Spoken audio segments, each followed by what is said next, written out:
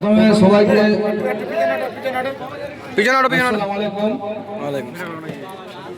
এবং আমার সনাতন ধর্মী ভাই বন্ধুদের নমস্কার। আজকে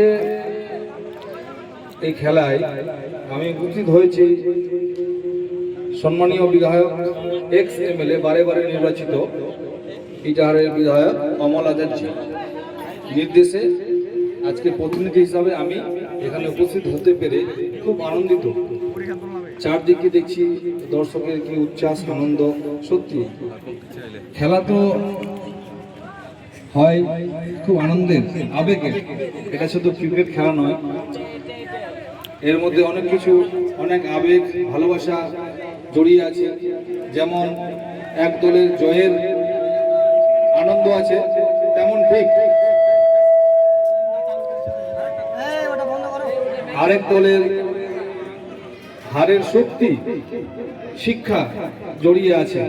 মাঠে খেলার ময়দানে আমরা সকলেই সমান, হারলেও যেমন আমাদের আনন্দ উচ্ছ্বাস হয়, ঠিক তেমন ভাবেই হার জিত দুটো মিলিয়ে একটা সুন্দর পরিবেশ খেলার ময়দানে সৃষ্টি হয়, তৈরি হয়।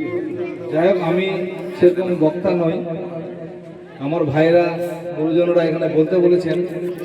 মঞ্চে আমার সঙ্গে উপস্থিত আছেন জাকির কাকা, আমাদের দক্ষিণ সম্পুরের বুথ সভাপতি দুলাল দা, আমার ভাই মাজেদুল এখানকার যুব সভাপতি, আমার সঙ্গে এসছে নাজিমুল কেশব, আর আরেক ভাই এসছে আমার অমর।